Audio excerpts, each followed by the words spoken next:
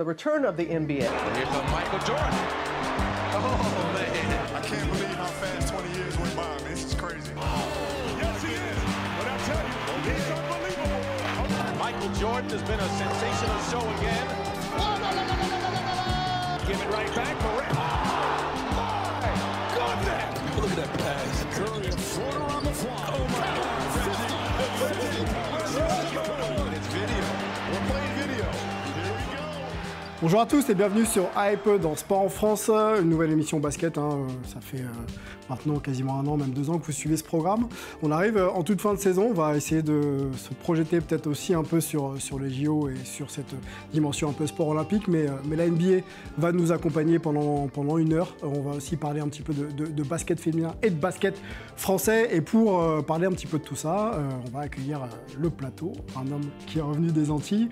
Comment il va, l'homme habillé du 91 aujourd'hui, les Bulls? Rodman. Ouais. Bien sûr. Bah, bonjour à tous, hein. Ça fait plaisir d'être de retour parmi vous. C'était bien les vacances? Très bien. En forme, bronzé, la balle. Paul, t'étais Oui. pas en vacances toi par contre? Non, pas encore, mais bientôt, Bientôt. on l'espère. Comment vas-tu? Bah, ça pourrait aller mieux, hein. Ouais, Après le dénouement de cette finale. une équipe habillée de vert et championne NBA. Voilà, on aurait préféré que ça reste à l'ouest, mais bon, que veux-tu? C'est la vie. Bon, on va en parler justement, gros programme et gros débat autour des Celtics qui font pas l'unanimité, même s'ils sont champions NBA, 18e bague d'ailleurs pour cette franchise. Farage, comment vas-tu? Ça va, et toi? Bah, ça va très bien, merci. En pleine forme. Prêt à parler de NBA?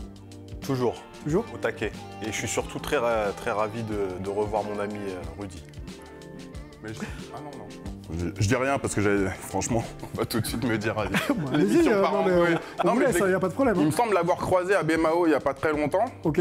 Oui. Et soit c'était toi ou ton cousin. Ah, parce qu'il faut expliquer à nos Il est téléspectateurs que originaire vous de- êtes effectivement... Ouais, originaire de Guadeloupe cousin. aussi, Farage. Voilà. Bon, allez, un petit peu de sérieux dans cette émission. Et justement, on va transiter, on rigole ensemble. Mais on a appris des nouvelles assez tristes là, ces derniers jours, et notamment le décès du logo de la NBA, Jerry West, qui nous a quittés à 86 ans, la légende de la NBA, parce qu'il représente d'ailleurs encore toujours le logo de la NBA, hein, ce que vous voyez sur tous les maillots et tous les t-shirts et tous les shorts.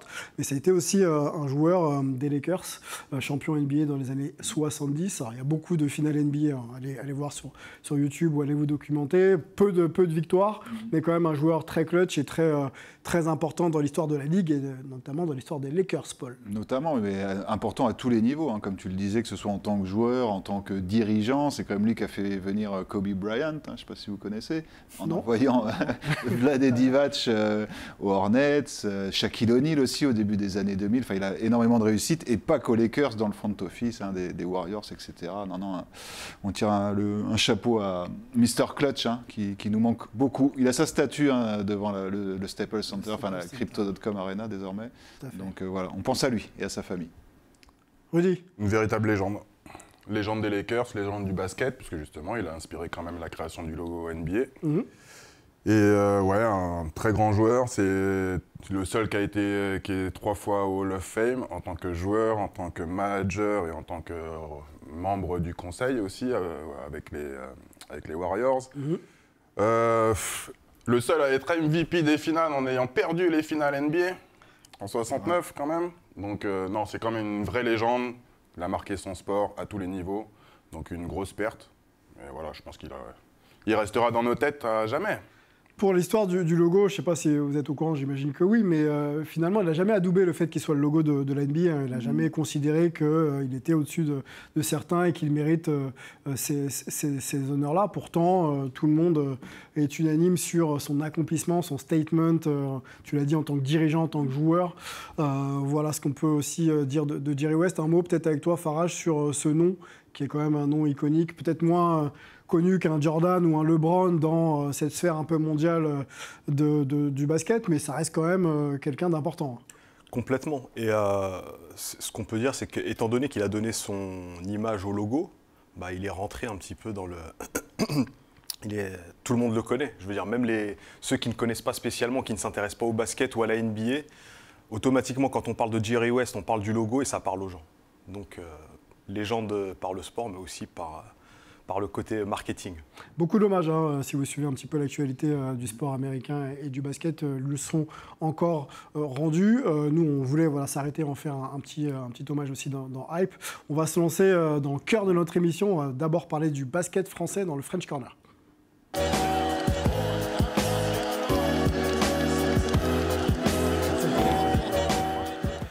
Allez, parlons BetClick Elite, puisqu'il y a 2 semaines, on faisait nos pronos. Comme d'hab, je pense qu'on...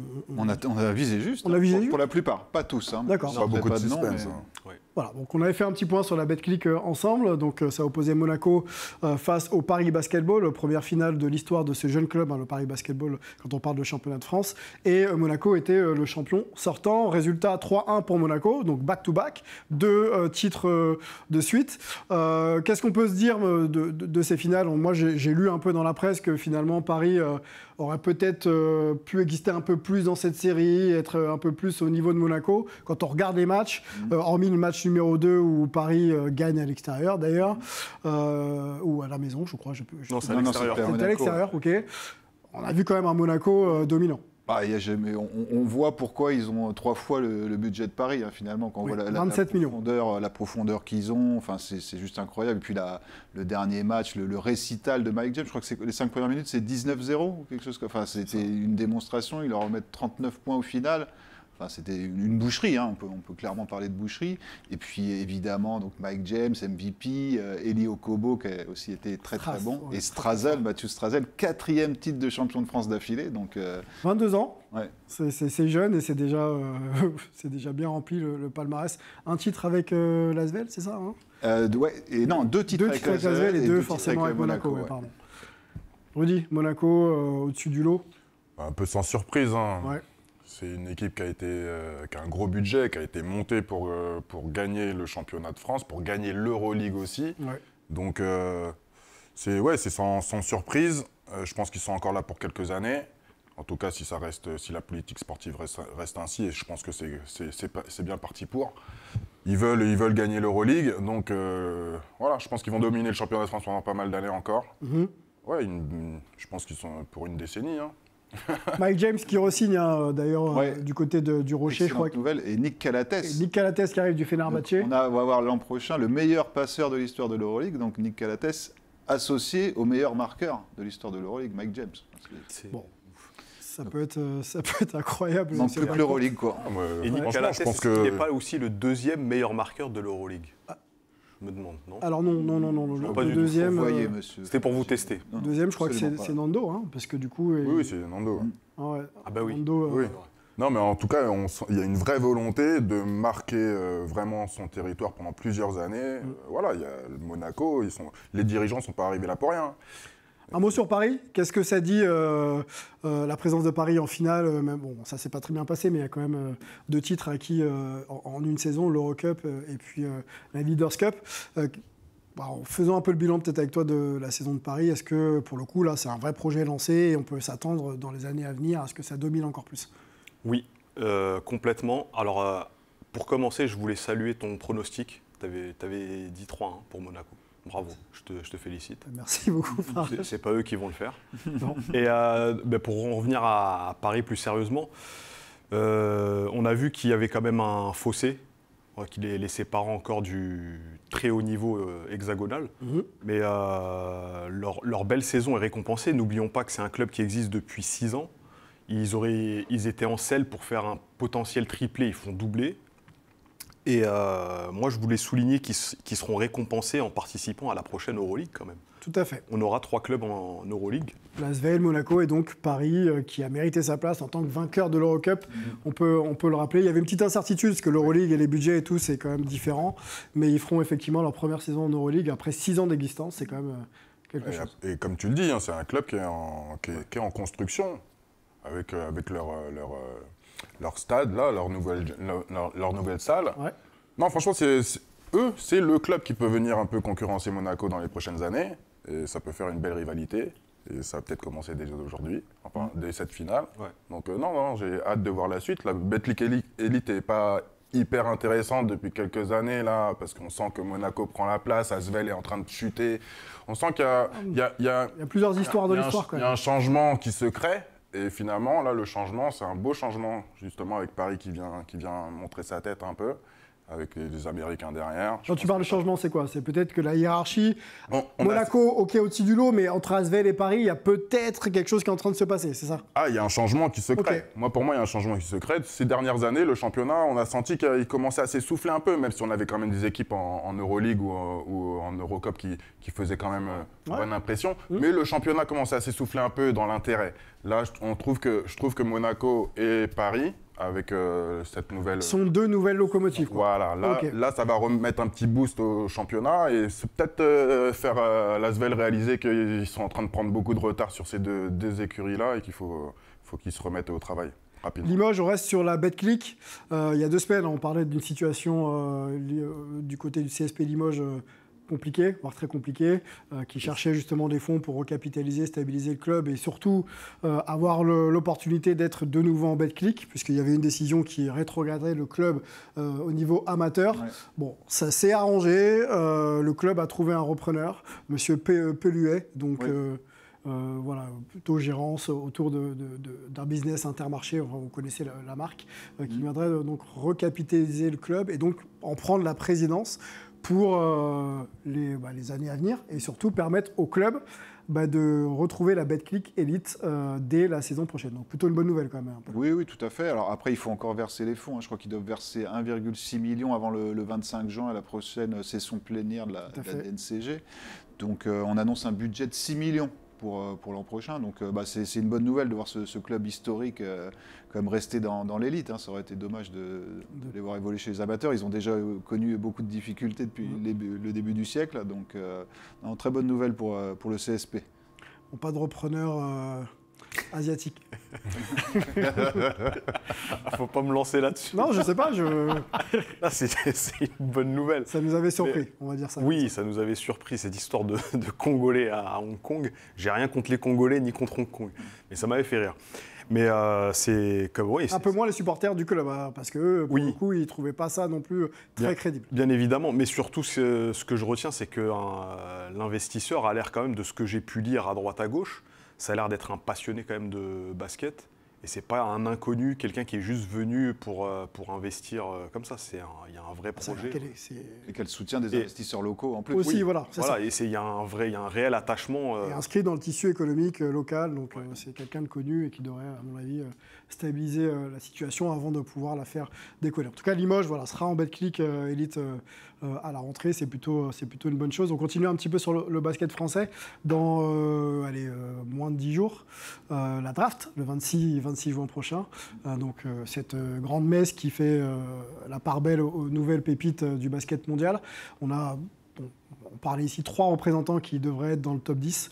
Tidjane Salin, Alexandre Sarr, j'oublie toujours Alexandre, entre Olivier et Alexandre Sarr et Zachary Rizaché qui devraient être donc dans le top 10 à des places un petit peu différentes. On fait un peu le point sur leur situation. Dans les mock drafts, donc ce classement qui permet de ranker un petit peu les prospects les plus importants, les plus intéressants. Zachary Rizaché serait donc toujours numéro 1, donc sélectionné et appelé en numéro 1. Est-ce que, pour le coup, ça vous va, vous, une place de numéro 1 pour Zachary Rizaché, sachant que ce seraient les Hawks qui prendraient peut-être la place? Écoute, oui, dès qu'il y a un Français numéro 1 pour la deuxième fois d'affilée, on ne peut être que ravi. Bonne destination pour lui?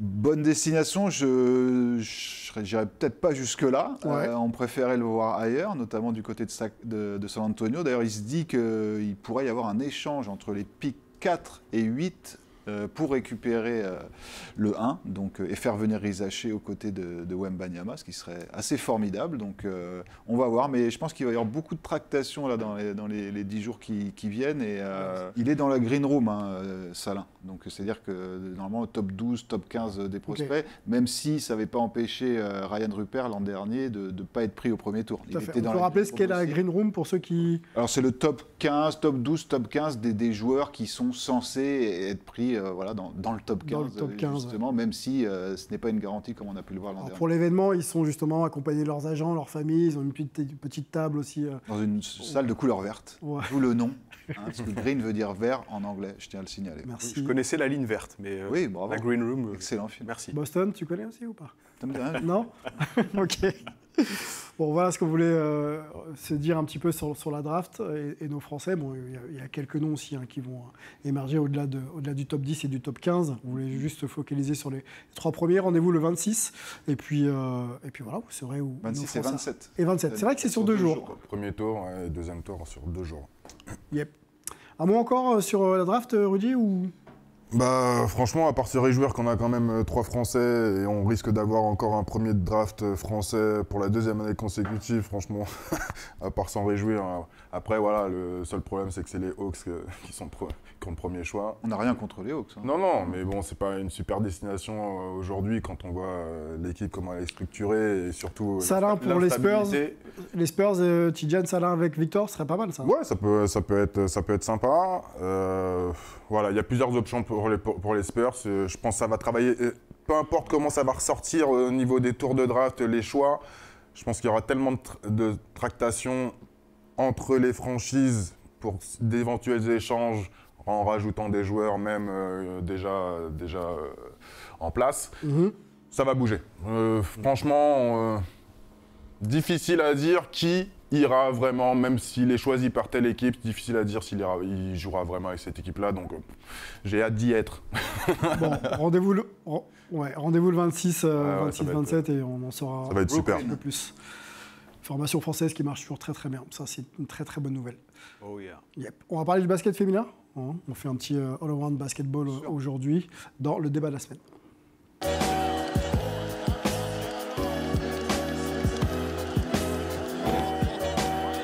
Quand on parle de hype, on parle aussi de basket féminin aux États-Unis, WNBA, donc la ligue féminine de basket bat son plein.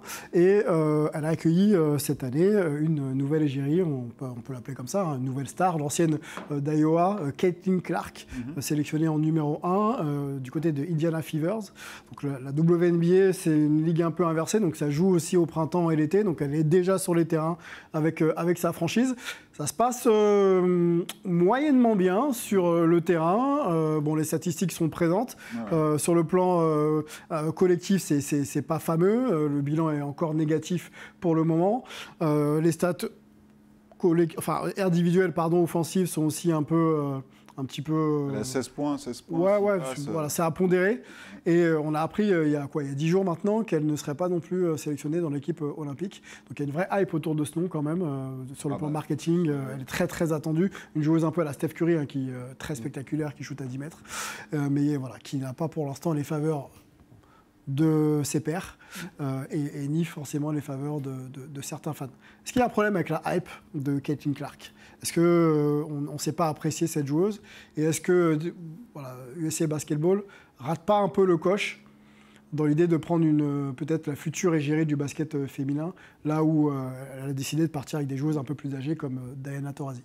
42 ans. 42 ans, exactement. Il y a 2 joueuses de 26 ans ou moins seulement dans l'équipe, dont Sabrina Ionescu. Donc c'est une équipe très expérimentée. Alors sur la première question, la hype Caitlin Clark, est-ce qu'il y a un problème dessus ? Ce qu'il faut savoir déjà, c'est que l'Amérique se déchire autour de son cas. C'était déjà le cas en université. Elle qui avait fini meilleure marqueuse universitaire, qui est la meilleure marqueuse de l'histoire de la NCAA. Et c'est vrai qu'il y a beaucoup de débats autour d'elle. Bon, elle a été bisutée. Bon, c'est pas la première à être dans ce cas-là, même si parfois c'est des joueuses rookies comme elle, comme sa meilleure ennemie Angel Reese, là, qui en a mis un beau petit coup sur le carafon, Tout à fait. Comme on dit il y a 2 jours. Et c'est vrai que tout le monde et puis ça tourne vraiment dans le débat même racial. Là-bas, c'est les politiques s'en mêlent. Enfin, c'est n'importe quoi. D'autres joueuses WNBA lui reprochent de ne pas prendre position et de ne pas défendre les joueuses qui ont fait des grosses fautes, qui après se font traîner dans la boue, qui sont victimes d'injures raciales sur les réseaux sociaux. Donc, elle est vraiment là, elle est dans l'œil du cyclone, même si, comme tu le disais, ses stats perso sont relativement honnêtes. Oui, pour une première année, une première saison, c'est assez honnête. Et donc, concernant sa non-sélection, elle dit qu'elle le vit bien. Elle est assez lisse comme jeune fille dans sa manière de s'exprimer, ce qu'on lui reproche aussi. On lui reproche à peu près tout et n'importe quoi. Et je pense qu'il y a certaines inimitiés avec des joueuses qui n'ont pas apprécié de voir toute la hype justement qu'il y avait autour d'elle. Tu parlais de Diana Taurasi qui l'avait un petit peu esquintée à l'antenne, à la télé, en direct. Enfin, on sent qu'elle ne la porte pas vraiment dans son cœur. Et donc, on peut se demander dans quelle mesure Diana Taurasi et les joueuses expérimentées ont peut-être bloqué. Une influence, ouais. Oui, tout simplement. Je ne sais pas la sélectionneuse ce qu'elle en dira, mais est-ce que c'est un groupe, quoi. C'est comme dans tous les sports collectifs, c'est pas toutes les meilleures joueuses, c'est un groupe qui doit être complémentaire. Est-ce que justement, elle ne risquait pas de créer des problèmes, en tout cas avec les autres joueuses de l'équipe. Donc, problème compliqué, j'ai envie de dire. L'angle sportif et marketing et développement du sport féminin et du basketball féminin. Allons là-dessus.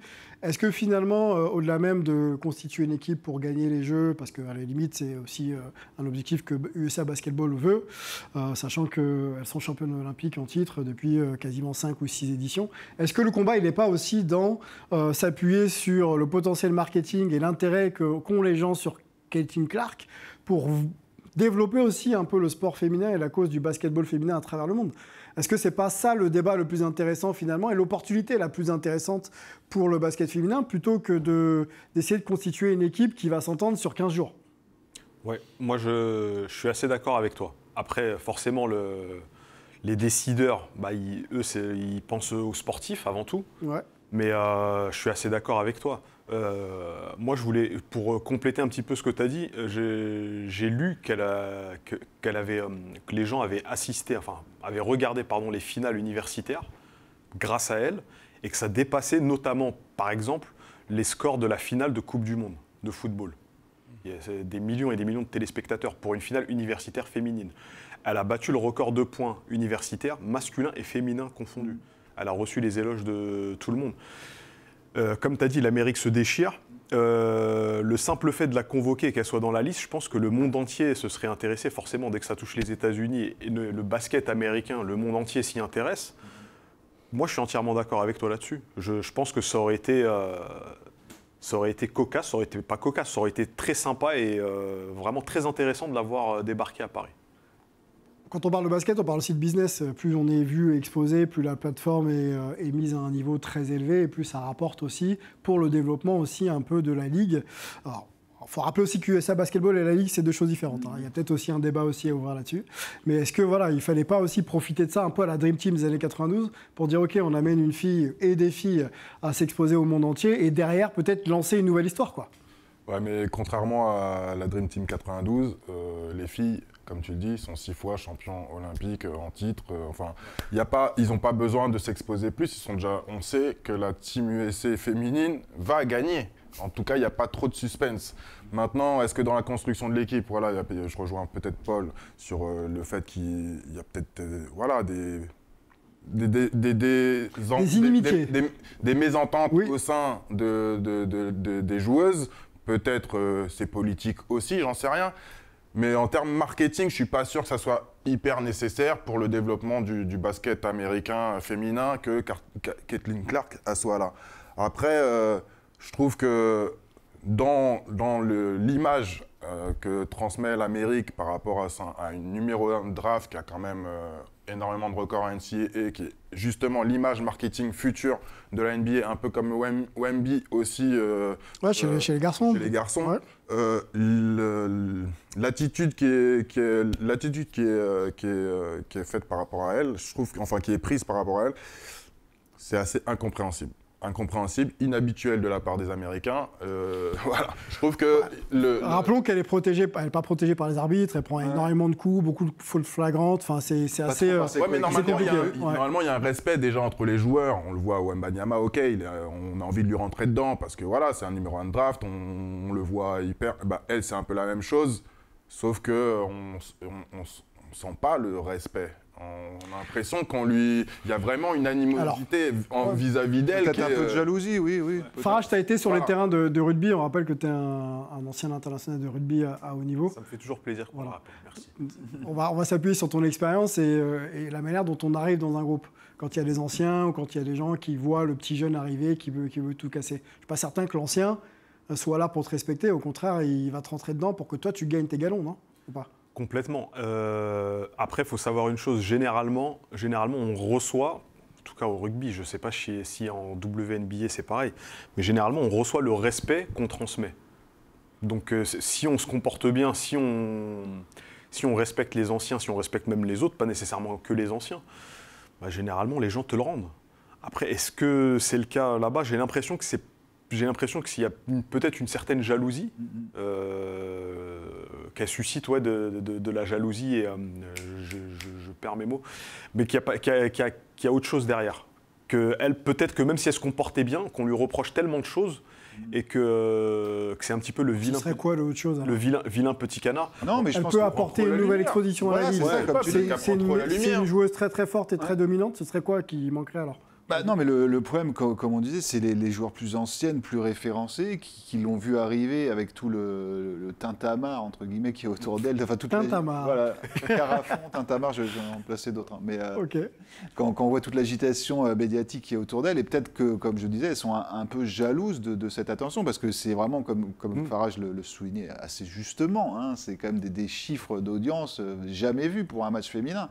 Donc, elles en ont peut-être un peu marre qu'on parle tout le temps de Caitlin Clark. Après, pour le bizutage, ça, c'est quelque chose C'est classique finalement. d'assez classique. Finalement, on veut, au MB, bon, il n'a pas eu des fautes très dures, mais on veut se tester par rapport au numéro 1, quoi. C'est logique, hein. Et Ça sur reste un sport compétitif. Et sur les JO, le fait qu'elle soit pas dans la présélection Ça et me ni choque même. pas. Ça Non, choque moi pas. non plus. Ça me choque pas plus que ça. Ok. Après, ils ont pu ramener les Américains chez les messieurs des joueurs NCAA dans le temps, même lors de la Dream Team avec Christian Lettner, par exemple. Donc, Oh, oui, voilà. Christian Leitner. Wow. Donc, excellent reportage d'ailleurs que je vous conseille de ESPN, Everybody Hates Christian Lettner. Ok. Je vous le conseille vivement, voilà, Très si bien. vous avez 50 minutes. Et, non, et pour finir sur Caitlin Clark, oui, il y a ça aussi, le fait qu'elle soit très jeune et que finalement, est-ce qu'ils ont vraiment besoin d'elle, à part, comme tu dis, pour le côté marketing. C'est ça. Moi, je pense qu'ils ont besoin d'elle. Ouais. La Tout ligue n'est pas n'existe marketing pas, dans les la salaires vie, des joueuses Sylvain. ne sont pas conséquents. Voilà, ce sera vu avec ce type de profil. Il en faut d'autres, des Caitlin Clark, pour que le basket féminin continue à grandir. Et je trouve qu'il ne faut pas tarder, c'est tout. On va pas... Après, je pense que ça touche. C'est beaucoup plus intéressant pour la WNBA que pour la Dream Team. Comme Oui, on dit, voilà. C'est Par deux, contre, oui. deux choses Oui. totalement différentes. Je pense pas que le côté marketing pour la Prendra plus Team avec les USA deux. va forcément être nécessaire pour le développement de la WNBA. Yep. Voilà, Je je suis pense assez d'accord avec que Caitlin Clark, à elle seule, a déjà commencé son travail. Par contre, ouais, on est en train de le saper un peu, le travail. C'est pas évident pour elle. C'est pas évident pour elle. Mais bon, elle va se relever, je pense qu'elle en a vu d'autres. et, C'est ça qui est La carrière va être incompréhensible. très très longue. On va pas parler marketing, on va parler de basket et notamment les champions NBA 2024 dans le focus de la semaine.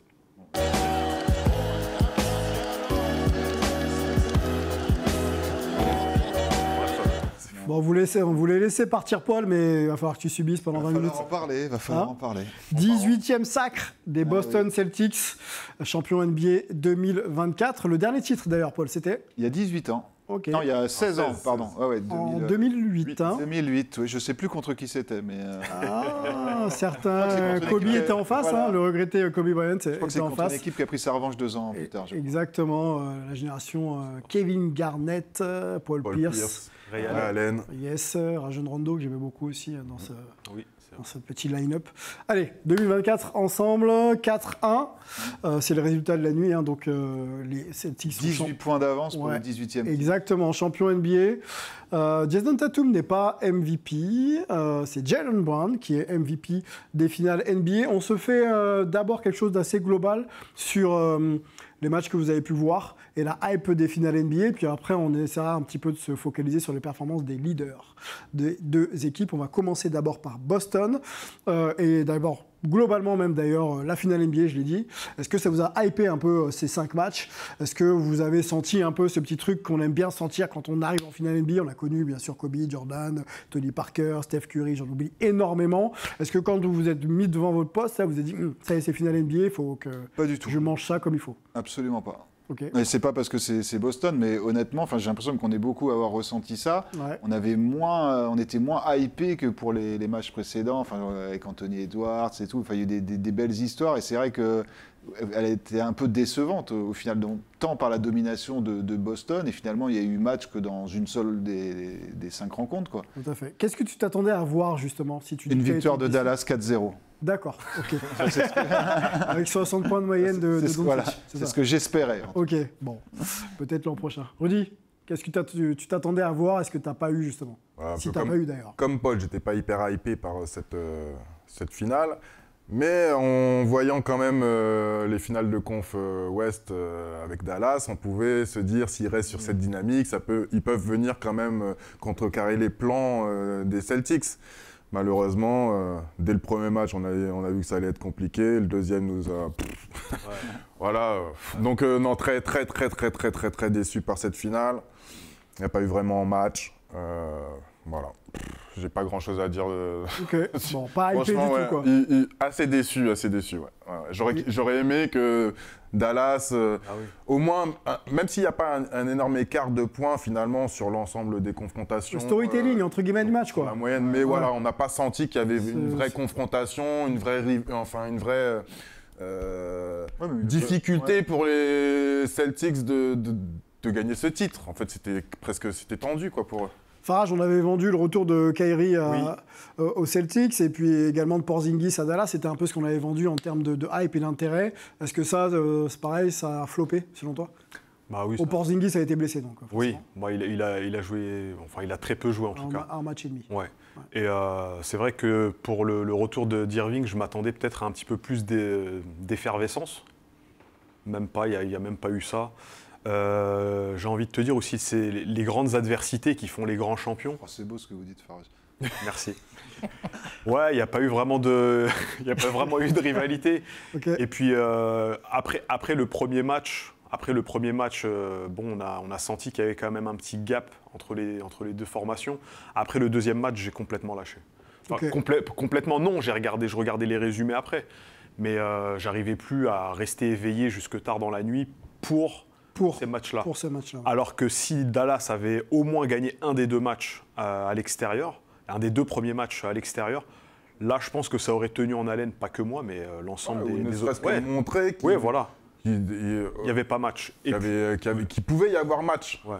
Même si le deuxième match est plus serré que le premier, on n'a pas senti dans ce deuxième match qu'ils avaient les capacités de venir embêter les Celtics. Et on s'est dit, allez, retour à Dallas, pourquoi pas? Tu perds le troisième match, ça y est, c'est fini. Après, je sais que la semaine dernière, tu avais pronostiqué 4-3 pour Dallas, mais...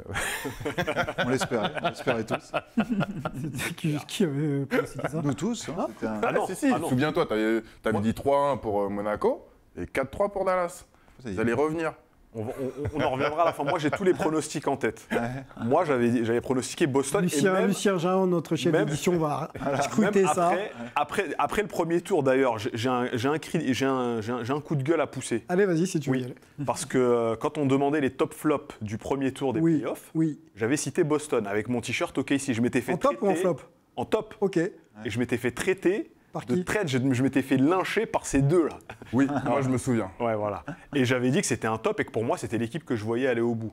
Je me souviens absolument pas de ça. On l'avait pondéré en pensant que leur chemin jusqu'au final NBA n'avait pas été assez marqué de difficultés pour savoir. Finalement, la finale, c'est pareil. Pourquoi il y a autant de haters justement sur les Celtics? C'est vrai. Ouais. C'est parce que finalement, c'est un champion qui a jamais eu une vraie adversité. La saison s'est déroulée un peu en... Ouais. Après, c'est pas de leur faute, ça. Oui, bien sûr, c'est pas de leur faute. Élargissons sur la question des haters et merci pour ce lancement. C'est pas d'aujourd'hui que Boston n'est pas forcément hype dans l'esprit des fans, à part ceux de... Parce que t'as les Lakers en face. Voilà. Oui. Oh, même à boss, comment on explique justement le fait qu'on ne veuille pas voir cette équipe régner sur la NBA depuis, à part les fans des Celtics, on sent que la hype n'est pas forcément autour de cette équipe. Comment on l'explique? J'ai bien une réponse, mais ça va me causer des problèmes. Assumez, monsieur, assumez.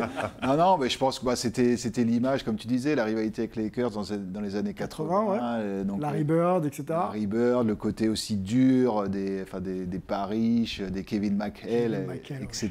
Donc, non, c'est une franchise qui reste historique. Je pense qu'elle compte quand même encore un grand nombre de fans, mais c'est aussi le parcours qui fait qu'on n'a pas réussi vraiment à s'enflammer pour eux. Ils étaient tellement au-dessus en saison régulière à l'Est, et puis finalement lors des playoffs, que c'est compliqué de s'enflammer. Mais les Warriors version 2017-2018 avec Kevin Durant au-dessus du game, et j'avais l'impression que les gens aimaient plutôt... Ouais, c'est un style de jeu différent, c'est plus flashy. Là, en fait, ils ont pas ils ont plusieurs stars, ils n'ont pas un MVP derrière lesquels ils sont tous. D'ailleurs, c'est comme tu me disais, c'est la première fois que... C'est la première fois depuis 35 ans qu'un finaliste NBA, et donc un MVP des finales, non, je sais plus. Bon, je vais ressortir. D'accord, bon bah désolé. Je ne sais plus. Lucien nous Ça va être mettra à compliqué, donc l'écran. je ne vais pas me lancer là-dedans. En tout cas, voilà, ça faisait longtemps. Voilà. C'est ce qu'il peut dire. Donc non, en tout cas, on ne les porte pas dans notre cœur ici, et je pense qu'on n'est pas les seuls. Voilà, pour conclure. Rudy, sur la performance justement de Boston, on parle de l'image qui ne diffuse pas auprès des fans. Jason Tatum, on l'a dit, n'est pas MVP des finales. Jaylen Brown est MVP des finales. Est-ce que c'est des stars justement qui, pour toi, t'ont quand même montré quelque chose en termes de rayonnement ? Ou pareil, ça t'a manqué? Ce qu'on pouvait attendre de Jason Tatum ces dernières années, lors des finales qu'ils ont pu faire avant, où on était en train de se plaindre qu'il était moins présent, qu'il était moins justement décisif dans les matchs. Leader, etc. Je trouve que là, il l'a plus été. Mais finalement, sa performance individuelle a été cachée, entre guillemets, par la performance de l'équipe, la performance globale, parce que si on regarde bien, les 5 majeurs des Celtics sont tous au-dessus des 10 points de moyenne. Finalement, c'est Jaylen Brown justement qui est MVP, alors qu'il est en moyenne de points, même ses moyennes de stats sa ligne de stats est légèrement plus basse que celle de Jason Tatum. Et derrière, tu as les Horford, tu as les Derrick White, Drew Holiday, et qui, eux, ont été hyper influents dans cette finale aussi. Les deux meneurs arrière, eux, ils ont fait vraiment plaisir à voir. Donc c'est une victoire d'équipe. Là, on peut vraiment parler d'une victoire d'équipe défensivement. Ils ont été hyper présents. Voilà. Qu'une victoire avec l'émergence d'une grosse star qui domine. Grosse star qui a dominé, okay. à l'image de Doncic. Si c'était Dallas qui avait été champion, même s'il n'a pas été hyper performant sur tous les matchs, on peut s'en plaindre côté défensif, son implication parfois, mais offensivement, il a maintenu ses stats. Il fait des triple-double, double-double sur la finale. Voilà, il n'y aurait pas eu photo. Là, je pense que c'est une victoire d'équipe. Jaylen Brown, voilà, parce que c'est le gars qui a été le plus, on va dire, régulier sur l'ensemble des matchs et qui a mis les paniers importants quand il le fallait. Et défensivement aussi. Et défensivement, voilà. Mais sinon, Tatum, je pense qu'il a été présent, mais sa performance individuelle a été effacée un peu. Est-ce qu'elle a été décevante? Nous, on l'a dit il y a 2 semaines. Moi, je me suis un petit peu avancé sur mon souci concernant le leadership et la présence dans les matchs de Jason Tatum pour justement lancer des dynamiques positives. Je sais que ça te fait plaisir, ça. Qu'il ne soit pas MVP, ça confirme. C'est pas que ça me fait plaisir. Non, mais je plaisante. Mais dans son accomplissement, j'ai pas vu de changement à ce niveau. Retour en finale NBA, il y avait quelque chose peut-être à montrer par rapport au final perdu contre les Warriors. Je l'ai pas revu comme j'aurais aimé le voir. Voilà. Bon, après, moi je trouve qu'il a été à la hauteur. Hein. J'ai envie de te dire. Malheureusement pour lui, il a été un petit peu éclipsé. J'ai pas grand-chose à rajouter. Il a bien rajouté, il a tout bien expliqué, notre ami.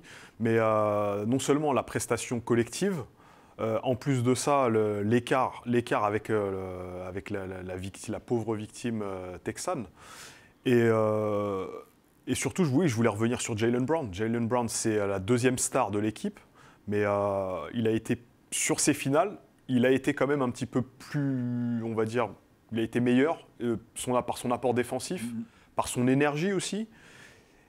Après, le problème qu'ils ont, peut-être que c'est aussi pour ça qu'ils ont autant de haters, mais on va dire que c'est un duo qui n'est pas, qui transmet pas, qui fait pas rêver. Ils sont forts, ils sont doués, mais c'est pas un duo qui fait rêver comme a pu l'être LeBron James à l'époque avec D-Wade à Miami, comme un Shaq et Kobe, une vraie complicité. Shaq, Kobe, Steph, Clay, comme Tony Parker, Tim Duncan, Ginobili au Spurs. C'est vrai que ça manque, hein. C'est pas, il y a pas de. Diffuse pas quoi. Ouais. Eux, on a l'impression, comme l'autre fois quand on parlait de Jokic, c'est des robots qui sont doués, qui sont forts, mais en termes de transmission d'émotions, c'est pas ouf.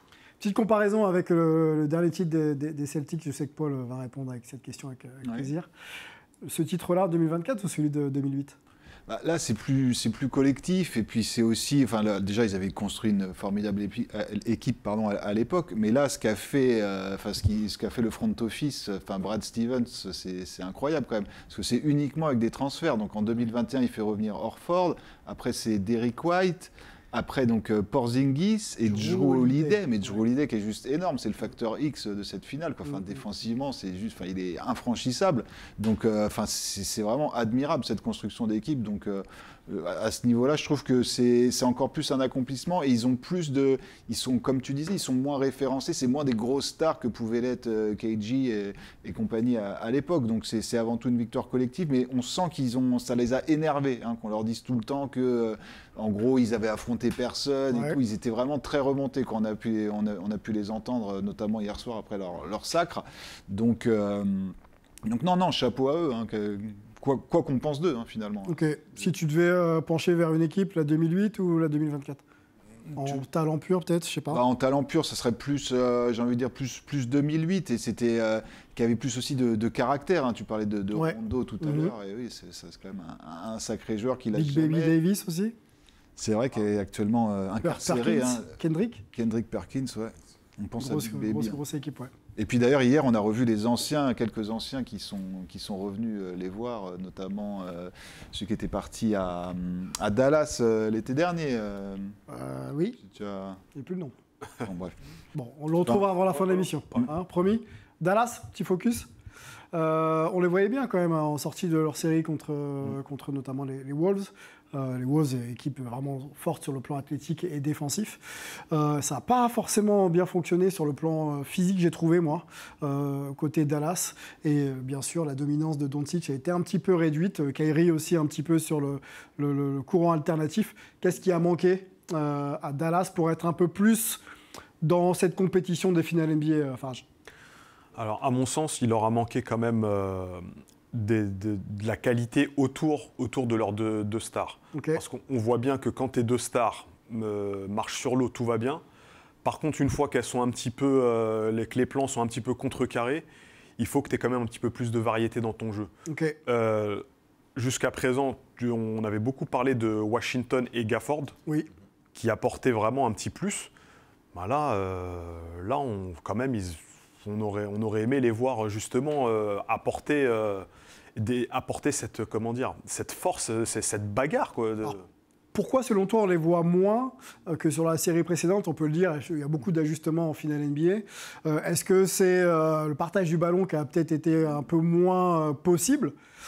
Ou alors finalement c'est peut-être les seconds couteaux entre guillemets qui n'ont peut-être pas su trouver leur place. Un peu des deux. Et puis tu as les match-up défavorables. Donc Doncic, on peut lui reprocher plein de choses, mais au niveau du scoring, il a quand même répondu présent. Moins Kyrie, qui a été assez décevant, qui n'y arrive plus depuis qu'il est parti de Boston. Je sais, il doit être à 12 ou 13 défaites pour une victoire. Oui, c'est ça. Et ils ont son numéro, comme on dit. Enfin, ils arrivent vraiment à l'annihiler complètement, enfin presque complètement. Et puis donc, faut se souvenir que c'est une équipe jeune finalement qui a été créée, qui a été en février, qui a retrouvé une nouvelle formule, avec des nouveaux arrivants. Voilà, et puis le rookie qui avait été épatant face aux Wolves, Derrick Lively, qui a vraiment fait son âge pour le coup. Là. C'était compliqué, quoi. Donc non, mais ils ont pris rendez-vous pour l'avenir. Enfin, faut pas oublier, encore une fois, on l'avait déjà dit il y a 2 semaines, que les Celtics, là ils ont ajouté des pièces à chaque fois, mais ils gardent quand même la même base depuis plusieurs années. Ils avaient déjà fait finale NBA, c'est quand même une autre expérience collective en tout cas. On ne l'a pas mentionné, mais on peut peut-être le dire quand même, Joe Mazzulla, champion NBA à 35 ans quand même. Ouais, et c'est incroyable. Alors ces interviews sont parfois un peu étranges, un peu gênantes. Mais... Il est un peu rookie aussi, un peu dans mais c'est un personnage étonnant. Hein. Voilà. Restons juste sur Dallas. La performance, Rudy, qu'est-ce qui t'a manqué ? Comment améliorer aussi peut-être cette équipe ? Comme je disais tout à l'heure, c'est quand on voyait leur finale de conf face aux Wolves, où justement, grosse équipe, meilleure défense de la NBA, costaud physiquement, ils ont su leur tenir tête, leur rentrer dedans, et de passer cette finale de conf, on pouvait s'attendre justement à ce que Dallas maintienne ce niveau-là face à une grosse défense aussi Celtics, qui physiquement aussi sont présents.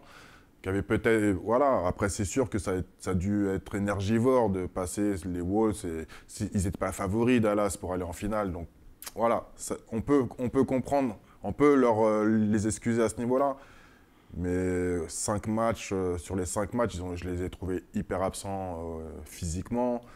On a, comme dit Farage, à part les 2 stars, et encore en sachant que... Farage ? Excuse-nous. Farage. Ok. C'est chez Pardon. aux Antilles. C'est le même qui Ouais. dit. C'est comme... non, on va pas... je disais, pardon, c'est voilà, la performance collective derrière les deux stars, ça a été en déclin. Les Exum, les Gafford, les Washington, je disais tout à l'heure, ils sont 3 et t'as plus de 10, et Washington à 10 points de moyenne. Je te relance tout de suite, justement, les deux stars. Qui monopolisent énormément la balle, mais bon, c'est des plans de jeu et effectivement, ils sont un peu dépositaires pour pouvoir arroser les autres ou effectivement marquer. Est-ce qu'on peut pas, pas les remettre un peu en question sur cette finale parce que Irving n'est pas. Moi j'ai envie. Non, mais Irving n'est pas régulier. Doncic, ses pourcentages de tir, on les a pas, mais c'est pas toujours, tu vois, consistant. Et puis physiquement, on a senti quand même qu'il n'avait pas pu faire ce qu'il pouvait faire en saison régulière ou même en play-off. Mais c'est exactement ce que je disais. Mais après, oui, on est toujours là en train de pointer du doigt les deux stars. Après, il y a d'autres joueurs sur le parquet. Il faut être 5 pour jouer malgré tout. Après, oui, si on doit pointer les deux stars, Doncic est revenu dans ses travers en voulant s'attaquer aux arbitres dès qu'il commence à avoir un peu d'adversité. Ses paniers ne rentrent pas, ça y est. Donc il emmène en plus son équipe avec. Kyrie Irving, voilà, s'il a pu montrer au début des playoffs et là en finale, il a moins pris le jeu à son compte, il a été moins précis, moins en réussite. Mais derrière, quand justement ces deux joueurs-là normalement sont un peu moins bien, on a les Washington, on a les Gafford, on a les Exum qui viennent remonter, même parfois Powell qui n'a pas beaucoup joué. Ils viennent mettre ces 2-3 paniers qui permettent à l'équipe de rester. Et là, ils se sont effondrés. Ils n'ont pas été présents. Et peut-être c'est un manque d'expérience. Le fait que les Celtics aussi, ça fait 4 fois en finale sur les 5-6 dernières années. Voilà, c'est ce que aujourd'hui Dallas n'a pas. Moins de finales, mais beaucoup très loin dans les playoffs et des finales de conf, ça c'est évident, ça c'est sûr. Donc peut-être ça aussi fait que... L'expérience de l'événement, c'est ça? C'est ça, donc okay. Bon, voilà, c'est la première en plus de finale NBA de Doncic, voilà. Kyrie revient à Boston, on voit que justement les stats ne sont pas favorables pour lui. Bon voilà, il y a tout un contexte qui fait que on peut se dire que c'est une équipe qui est en bonne construction quand même. Il n'y a que 2-3 détails encore à ajuster. Ils peuvent revenir l'année prochaine, faire encore un bon parcours en play-off. Voilà, tout n'est pas à jeter, mais c'est vrai qu'ils ont un peu raté leur finale. Qu'est-ce qu'il leur manque, Paul? Est-ce qu'il ne faut pas un shooter? Moi, j'ai beaucoup vu Daniel Gafford à 0 degré à 3 points, briquer de temps en temps. Est-ce qu'il ne faut pas quelqu'un de consistant quand Doncic va fixer et lâcher, quoi? Ouais, mais je pense qu'il faut pas tout casser. Comme on l'a dit, c'est une équipe jeune, il faut les laisser se construire. Ils n'ont même pas 6 mois d'expérience en commun, donc il ne faut pas tout casser. Personne ne les avait annoncés en finale, nous les premiers, en début de saison. Après, ils avaient raté même le play-in. On n'est pas une référence au niveau Paris. Donc... Ça dépend dans quel cercle. Tout à fait. On avait pronostiqué Boston.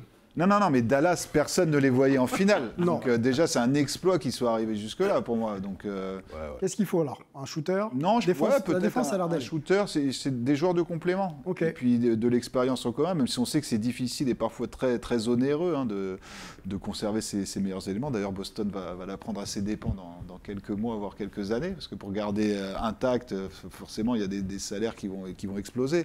Donc je pense qu'il ne faut pas de grand chambardement pour Dallas. Garder Jason Kidd et puis construire autour. Doncic, bon joueur exceptionnel. Et un nutritionniste pour Doncic. Voilà. Et comment on peut envisager qu'il puisse évoluer justement pour être encore plus impactant dans ces moments-là, les finales NBA? Déjà, l'expérience, les gens autour de lui, comme on a dit.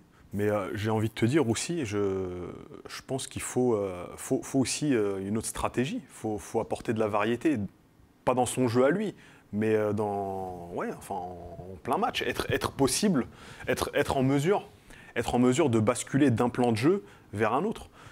Quand tu vois que... S'adapter, quoi. Oui, ça s'adapter à la concurrence, s'adapter au scénario du match.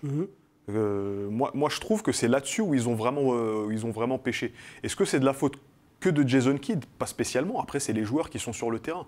Les joueurs n'ont pas été non plus en mesure de s'adapter, de leur rentrer dedans comme on aurait voulu qu'ils leur rentrent dedans. Moi, je pense qu'il faut apporter plus de cordes à son arc et être en mesure de changer de plan de jeu et de s'adapter à l'adversité et au scénario. Propre. Merci. Ça me fait Allez, plaisir. Oui, Juste vas-y. pour finir, on me dit dans l'oreillette que c'est Grant Williams, le joueur Bien. qui est venu hier et qui Par avait contre, été je regarde, transféré. vous n'avez pas d'oreillette. Transparente. Ok. Bon, est-ce que, pour finir sur cette discussion, ça peut être deux équipes qu'on peut revoir l'an prochain en finale NBA? On a eu cette époque, les Cavs, Warriors, patati patata, qui revenaient très souvent. Malheureusement. Ou est-ce qu'on est un peu dans un turnover qu'il y a assez régulièrement maintenant en NBA? Ouais. J'y crois pas du tout. Pour Ok. Boston, peut-être. Mais pour Dallas, j'y crois pas. Moi, je pense que c'était plutôt le coup d'une saison. Il y avait les astres étaient alignés pour qu'ils arrivent jusqu'en finale cette année. Et pourquoi pas gagner? Mais j'ai du mal à croire que ça puisse se reproduire. On connaît la difficulté d'arriver en phase finale, en play-off. La difficulté encore plus forte pour arriver en finale NBA et donc pour gagner cette prestigieuse. Ouais, ça, c'est ce que j'allais surtout dire. davantage. Alors quand tu sais que tu as Minnesota qu'il va falloir, pour arriver en finale NBA, et tu sais qu'il va falloir être meilleur que Minnesota, que Denver, encore que Denver, que le San Antonio. San San Antonio va progresser, mais bon, c'est pas non plus... Ouais, que OKC, Clippers, KC, les Lakers, avec l'équipe ou jeune, sans LeBron, Ouais, voilà. avec un coach ou sans coach. C'est vrai qu'on C'est n'en la a pas grande parlé, question, ça. c'est vrai. Et quand on sait qu'à côté de ça, tu as d'autres grandes équipes, justement, là qu'on vient de citer, qui, elles, de leur côté, se sont ratées et qui partent pas avec du terrain de retard, qui, pour moi, partent avec plus de certitude. C'est paradoxal, mais qui partent avec plus de certitude que Dallas. J'ai du mal. En tout cas, une grosse envie de vouloir revenir et prouver qu'ils peuvent Alors aussi... oui, faire. ce serait beau, mais j'y crois pas. Ok. Bon, on se projette un petit peu. Il y a la draft, il y a encore la free agency, il y a beaucoup de choses qui vont se passer. Les effectifs vont changer. Voilà ce qu'on pouvait se dire pour cette saison NBA, puisque ça y est, c'est terminé. Un petit mot de la fin avec vous sur cette saison. Est-ce que ça vous a hypé? Est-ce qu'il y a un moment ou quelque chose que vous allez retenir en particulier, monsieur Roger? Moi, c'est tous les highlights de Victor, Wembanyama, évidemment. Cette première saison réussie quand même, Ah on oui. peut le dire. Hein. Rappelons-le. Montée en puissance après le début d'année qui est juste incroyable. Et Ouais. ce n'est pas fini. Non, on a peut-être vu la moins bonne saison de Victor Wembanyama cette année, c'est dire. Body. Ouais, je vais pas être hyper original aussi, mais c'est ça, c'est Victor, Bilal, Oui, le chouchou. voilà, mon petit chouchou. Ouais. Bon, j'ai hâte de les retrouver là pour les JO, les matchs de préparation qui arrivent C'est ça, ça très arrive. vite. Ça arrive très très Et, vite. les jours. la nouvelle saison, j'ai hâte. Avec Rizaché, ah là là, Avec allez, les jeunes. allez, Ouais, c'est allez, vrai. allez. L'accent français que va prendre la NBA. Farage, ce que tu retiens de cette saison? Forcément, Wembanyama, pareil. Après, bon, je suis un amoureux de la NBA quand même avant tout, donc forcément, tous les ans, je suis ça avec une grande attention, Ouais. avec les yeux grands ouverts. Mais oui, Wembanyama. Wemby, Bilal, la French Connection, c'est vrai que ça a Ce n'est été... que le début. Ça a été En attendant, très, très sympa. d'autres pépites tricolores. 26 et 27 juin, la draft. On va suivre ça sur les réseaux et puis on viendra, j'espère, vous en parler. On va vous remercier, messieurs. C'était une longue et Merci à vous. successful saison. Merci pour votre présence, vos analyses, votre sourire. plaisir. Merci. On va penser à tous ceux qui construisent l'événement, l'émission d'ailleurs chaque semaine. Qui est chaque fois un événement. Et chaque fois un événement, exactement. Le meilleur. Hein. Le Lucien, Salut. exactement. On va remercier Sport en France. On va remercier aussi vous, les téléspectateurs qui nous suivez sur les réseaux sociaux. D'ailleurs, likez, commentez, et puis on essaiera de lancer la discussion, bien sûr, avec vous. On se retrouve très bientôt. Passez un très bel été olympique, parce que ça va être énorme. Puis on essaiera de, si on peut venir parler un peu de basket, on reviendra bien sûr avec plaisir. On te remercie toi aussi, Sylvain. Merci Oui, beaucoup. bravo. Ouais, Oui. bravo. Merci, c'est gentil. Ben oui, un présentateur comme toi, il n'y en a pas à tous les coins de rue, moi je te le dis. Le chèque arrive. Le chèque arrive. Il n'y aura peut-être pas tous les zéros que tu as demandé, mais bon, on va se débrouiller. Bon, merci à tous et bonne journée, bonne semaine et bon été olympique. Ciao. Ciao. Ciao.